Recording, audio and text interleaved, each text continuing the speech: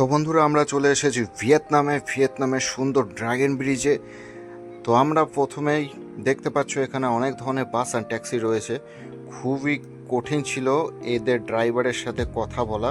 তো এখানে আমরা ট্রান্সলেটর ইউজ করে আমরা ট্যাক্সি ফিক্স করেছি, কারণ এখানকার ড্রাইভাররা ইংরেজি কিছুই জানে না।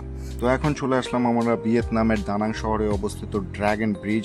আধুনিক প্রকৌশল বিদ্যার এক চমৎকার নিদর্শন। এটি হলো নদীর উপর দিয়ে গেছে, একটি বিশাল ড্রাগনের মতো দেখতে। এই ব্রিজের দৈর্ঘ্য প্রায় 636 মিটার এবং এটি ট্রাফিকের পাশাপাশি পথচারীদের জন্য উন্মুক্ত। সবচেয়ে বড় আকর্ষণ হলো এর লাইটিং শো এবং উইকেন্ডে এর মুখ থেকে আগুন ও জল ছেটানো, যা পর্যটকদের জন্য একটি দেখার মতো মুহূর্ত। আর ভিয়েতনামের সময় ভারতের চেয়ে 1 ঘন্টা 30 মিনিট এগিয়ে, অর্থাৎ ভারতে যখন সকাল 8টা, ভিয়েতনামে তখন সকাল 9টা 30 মিনিট। তো আমরা এখান থেকে এখন বেরিয়ে আবার ট্যাক্সি করে অন্য জায়গায় যাওয়ার উদ্দেশ্যে রওনা দিচ্ছি। আর এখানকার লোকেরা বেশিরভাগ ভিয়েতনামি, এখনও কৃষি, বিশেষ করে ধান চাষ, কফি উৎপাদন ও ফলমূল চাষের সাথে যুক্ত। এছাড়াও দীর্ঘ উপকূল রেখা থাকায় মাছ ধরা এবং সামুদ্রিক সম্পদ সংগ্রহের উপর অনেক নির্ভর করে। তো আমরা সবাই চলে এসেছি এখন ভিয়েতনামি রেস্টুরেন্টে দুপুরের খাবারটা সেরে নিতে। রেস্টুরেন্টটা ছিল খুবই সুন্দর, আর এখানে কিউআর কোড স্ক্যান করে খাবারের অর্ডারটা আমরা দিয়ে দিলাম। খাবারটা ছিল সত্যি খুবই সুন্দর। আমরা ছিলাম 6 জন গ্রুপে। তো 6 জনের খাবারটা আসতে একটু সময় লাগছিল, তো অসুবিধা নেই, আমাদের এখানে ছিল ফ্রি ওয়াইফাই। টাইমটা স্পেন্ড হয়ে গেছিলো। খাবারটা আসতেই সুন্দর স্মুদি ছিল একটা সাথে। স্মুদিটা খেতে খুবই ভালো, যা আমি আজ পর্যন্ত কোথাও খাইনি। আর খাবারের প্রাইসটা ছিল খুবই কম, যা আমরা মোটেই এক্সপেক্ট করিনি। আর খাবারটাও ছিল খুবই ভালো।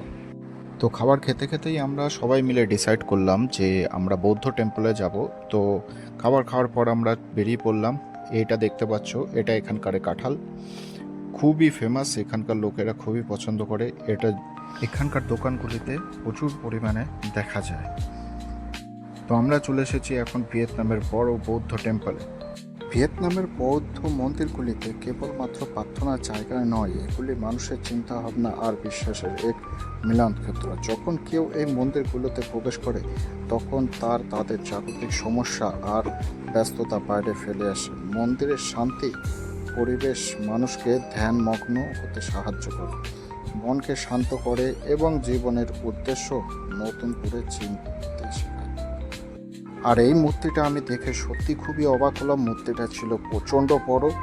আমি এই মূর্তিটার অনেক ধরনের ছোট ছোট মূর্তি মেলায় দেখেছি, আর সেই মূর্তিটা সব থেকে বড় মূর্তি আমার চোখের সামনে আমি ভিয়েতনামে দেখতে পেলাম। খুবই ভালো লাগলো। মন্দিরটা পাশেই দেখতে পেলাম আরেকটা সুন্দর জায়গা। কাছে যেতেই দেখতে পেলাম এক কর্নারে এক মহিলা প্রার্থনা করছে। তো এটা দেখে আমি বুঝতে পারলাম এটা হলো প্রার্থনার জায়গা। আর পাশের কিছু মূর্তিগুলো, সেগুলো হাত জড়ো করে বসে রয়েছে। তো ওটা ছিল প্রার্থনা করার জায়গা। মন্দিরের ভেতরে মানুষ কেমন কি করে তা দেখলে বোঝা যায়।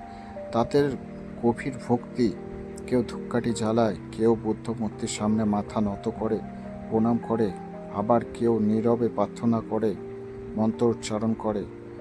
এই কাজগুলো তাদের মানসিক শান্তি দেয় এবং ইতিবাচক শক্তির সঞ্চার করে।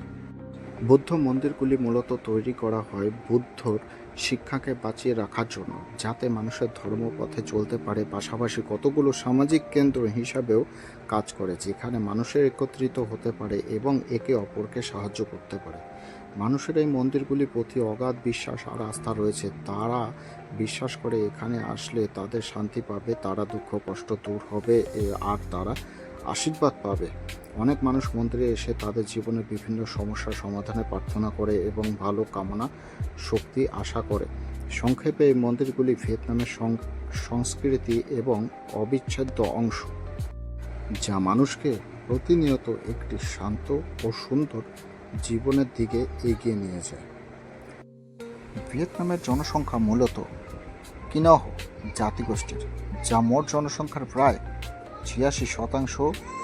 এছাড়া চীনা, খেমার এবং চামহ বিভিন্ন সংখ্যালঘু গোষ্ঠীও রয়েছে। রপ্তানির ক্ষেত্রে ভিয়েতনামি ইলেকট্রনিক টেক্সটাইল, জুতো, কফি, চাল এবং সামুদ্রিক মাছের মতো পণ্যে এগিয়ে। আর আমদানির মধ্যে রয়েছে মেশিনারি, ইলেকট্রনিক, পেট্রোল পণ্য, ইস্পাত এবং প্লাস্টিক।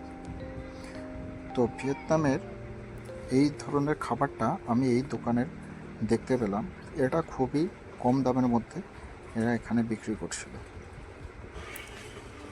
আর তার পরবর্তীতেই আমরা হেঁটে যাওয়া শুরু করলাম ভিয়েতনামের সব থেকে বড় বৌদ্ধ টেম্পলে। ভিয়েতনামে সমাজতান্ত্রিক, প্রজাতান্ত্রিক, তাই নির্দিষ্ট কিছু রাজনৈতিক নিয়মকানুন রয়েছে। এর বাইরে ট্রাফিক আইন মানা এবং মন্দিরে শালীন পোশাক পরা এখানে খুবই গুরুত্বপূর্ণ। খাবারের ক্ষেত্রে ভিয়েতনামি লোকেরা তাজা শাকসবজি, চাল এবং মাছ সস ব্যবহার করতে পছন্দ করে। এখানকার সবচেয়ে বেশি বিখ্যাত খাবার হলো ফো, যা এক ধরনের নুডল স্যুপ। তাছাড়া বাম মি নামক স্যান্ডউইচ বেশ জনপ্রিয়। তো আমরা এখান থেকে হেঁটে হেঁটে আমরা ভিয়েতনামের বৌদ্ধ টেম্পলের দিকে রওনা দিলাম, আমার সাথে আমার আরও 5টা বন্ধু মিলে। দিনটা ছিল খুবই ভালো, ওয়েদারটাও ভালো ছিল, তাই আমরা এত ট্যুরিস্ট স্পটের মধ্যে যেতে সক্ষম হয়েছি। তবে গরমটাও ছিল খুবই। যাই হোক, ভিয়েতনামে নানান সুন্দর সুন্দর ধরনের বিচও রয়েছে, যা সত্যি খুবই সুন্দর। আর তার সাইডে নানান ধরনের জুস, বার আর খুবই সুন্দর সুন্দর রেস্টুরেন্টও রয়েছে। কিছু কিছু জায়গা একেবারে ফাঁকা ধরনের পড়ে রয়েছে, যেমন এই জায়গাগুলো দেখে এমন মনে হচ্ছে যে এখানে খুব একটা লোকজনও খুব একটা যাতায়াত করে না। কিছু কিছু জায়গা আমরা এমনও দেখেছি যে জায়গাগুলো প্রচণ্ড খালি অনুভূতি করেছি, প্রচণ্ড খালিভাবে পড়ে রয়েছে, এরকম জায়গা দেখেছি। লোকজন খুব একটা তেমন কিছুই দেখিনি। তো হাঁটতে হাঁটতে আমরা চলে আসলাম বৌদ্ধ টেম্পলে।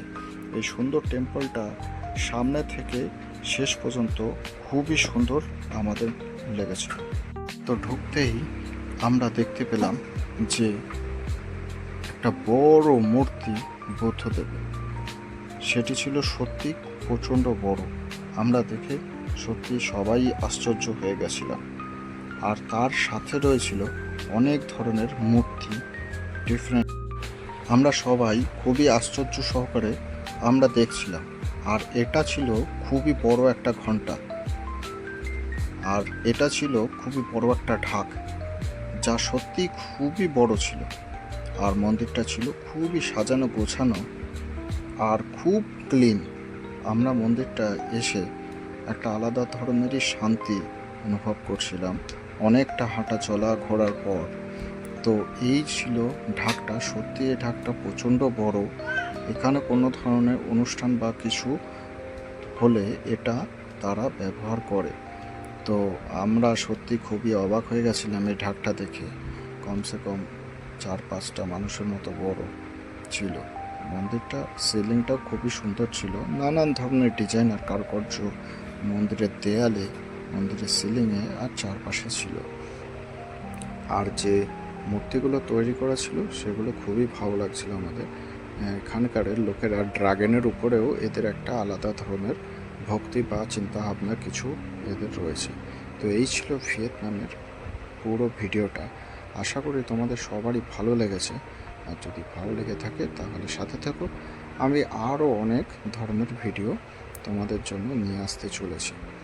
আমি কোনো একটা বড় প্রফেশনাল ফুড ব্লগার না, তবে যতটা পেরেছি তোমাদের জন্য আমি জোগাড় করে দেওয়ার চেষ্টা করেছি। তো এই ছিল ভিয়েতনামের বৌদ্ধ টেম্পল। কমসে কম 3টে ছিল সবথেকে বড় টেম্পল, যা দেখে সত্যি খুবই ভালো লাগছিল আর অবাকও লাগছিল। বৌদ্ধ টেম্পলটা ছিল অনেকটাই দূরে। আমরা অনেকক্ষণ ধরে ড্রাইভ করার পরে তারপরে আমরা সেখানে পৌঁছাতে পেরেছি। তবে হ্যাঁ, বৌদ্ধ টেম্পলে বাইরে জুতোটা অবশ্যই রাখতে হয়, সেটা নিয়ে ভেতরে যাওয়া একদমই মানা। তার পাশেই ছিল একটা পুকুর, যা খুবই সুন্দর, আর নানান ধরনের রঙের মাছ ছিল সেখানে।